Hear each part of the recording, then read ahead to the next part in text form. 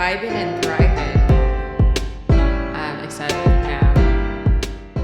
I've been thinking about a new job. Okay. I don't know that I want to do it now, but I think to myself all the time, what am I going to do when I get tired of making this kind of shit? I get tired. I don't want to make TV shows anymore. Fuck Hollywood. Fuck all this stuff. I don't want to do this. I'm bored, you know? I'm always preparing for if that's going to wear off. Okay. Because I've been excited about it since I was 15. I've been like, I want to make art. I want to make theater. I want to make like do stuff like this. And you kind of lost your steam for it in your early 20s. I didn't. I've kept going. I haven't stayed on the same path, right? I've been doing stand-up and TV and theater and all this different shit.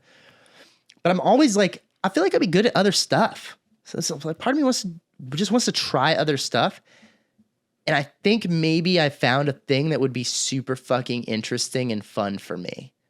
But I need to do more research to find out if I'm just basing it off seeing it on television. Okay. And I have been. I've been watching YouTube videos on becoming a private investigator. Wow. What's your first reaction to that? I was gonna guess, and I was totally wrong. Oh shit! What were you gonna say? That. No, I've never told you about this. That's why I wanted to tell you on the podcast. What did you think I was gonna say? I thought you were gonna say to like look into skydiving. You thought I might make a career out of skydiving based on that one conversation we had recently? Not a career. Oh, I guess yeah. I'm talking about having a new job, maybe like 45, 50, 55, later in life, you know, not so young and hot, a little bit older, but still kind of like got that, you know, I got that salt and pepper look, maybe get a mustache and stuff. Private investigator. Okay. Here's why. I am kind of the stuff we just talked about.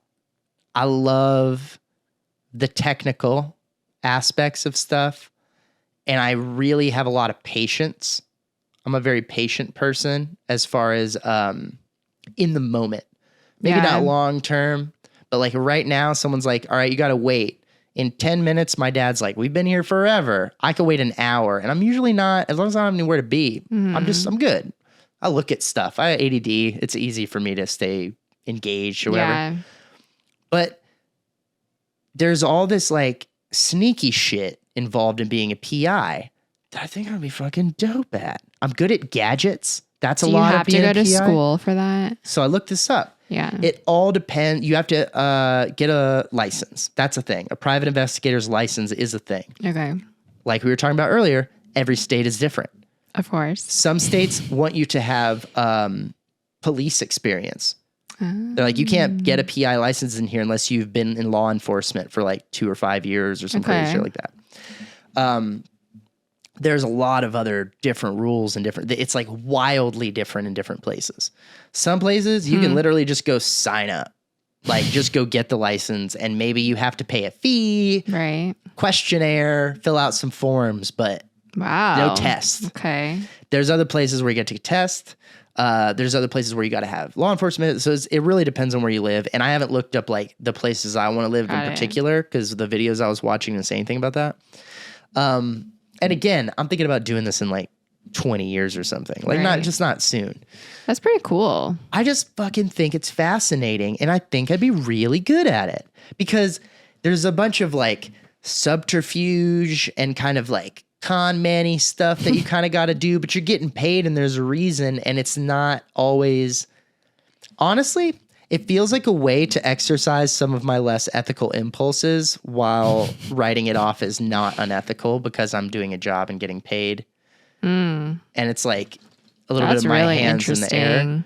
Yeah. Because like, I don't like lying to people as me, but you know, calling a number and pretending to be someone else so that I can get a piece of information and like, you know, I don't know, some of that like sneaking around shit. There's something about that's in me that I'm good at, but I push it away because I don't want to be a piece of shit.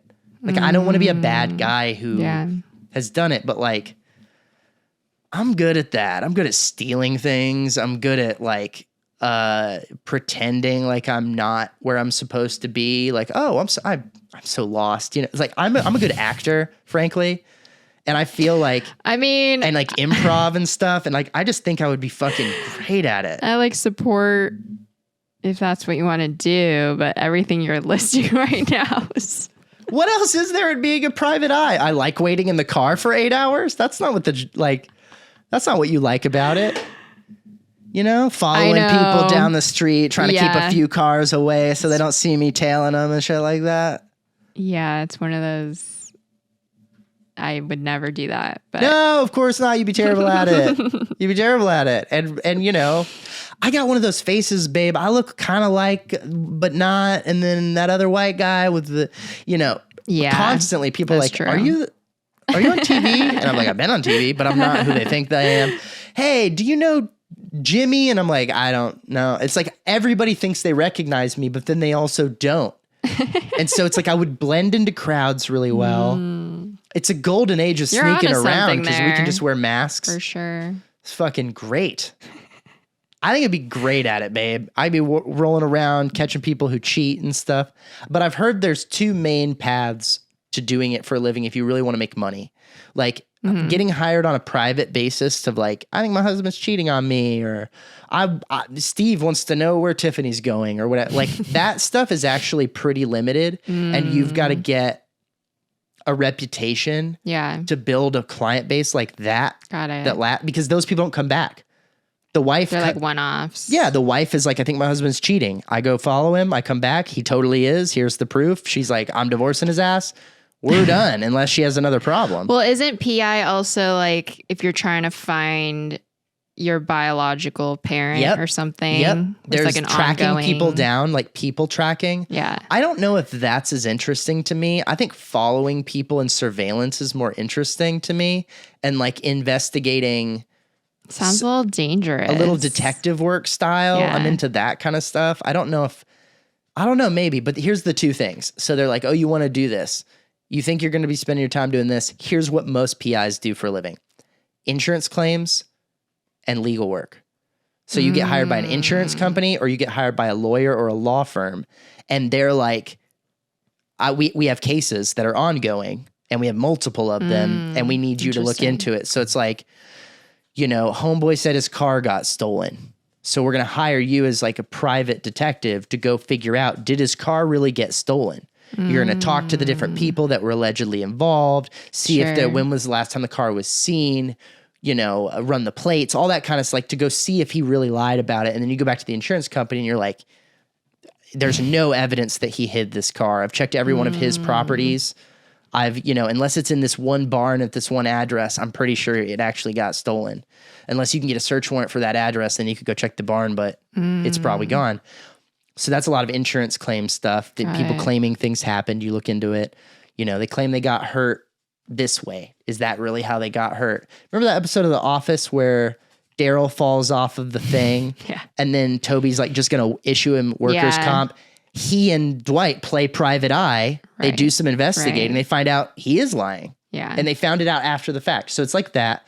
Or you do the same kind of work for a law firm. So they're like, look, we got a case. Got it. X versus Y.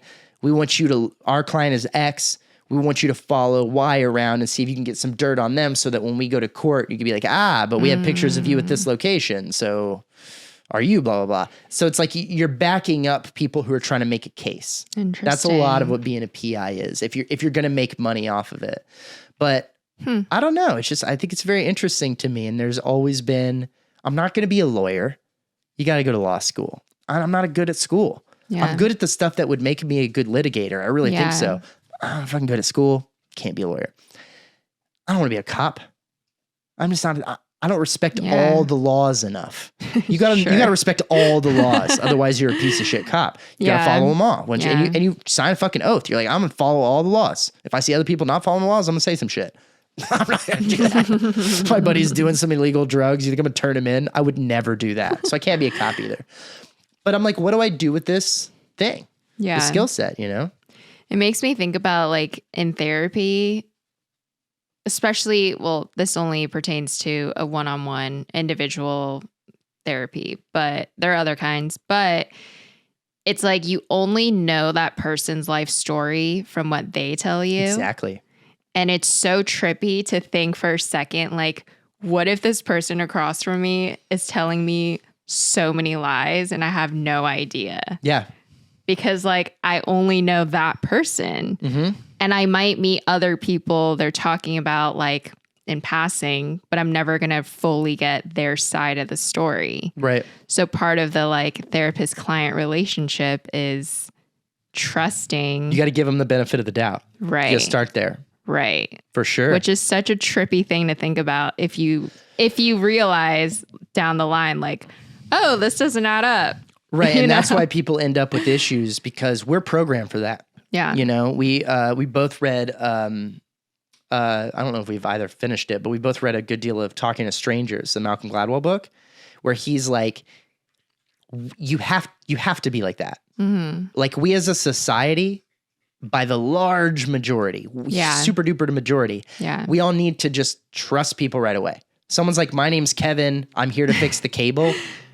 Okay.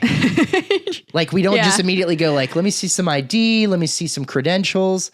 I'm the cable guy, I'm here to fix it. Okay, come on in, Kev. Like we need to do that. Yeah. Or society will collapse. Because you can't be paranoid about every person you meet. Definitely. And as a result, human beings by nature are trusting at first because it's inherent to our survival. Because if you're paranoid of every creature and beast and everything that you meet, you assume any creature that's not human wants to hurt you in the wild. That's a smart, responsible way to be. But other humans in the wild, you know, in the primitive days, you'd want to hope you could trust them so that you could work together to kill the elephant or whatever. Like, you know, like that was, you had to do that. We have to keep doing that. It's good to keep your wits about you. If something pops up as a red flag, investigate the red flag. But until someone gives you a reason to distrust them, it's actually not healthy for you to distrust them. Right. You should be trying to give them a break. Hello. Thank you for watching that clip from We Are New. Did you like it? Did you think it was good? You should tell us about it and all that kind of stuff. And then if you want to watch more clips, we have them available for you in this neighborhood.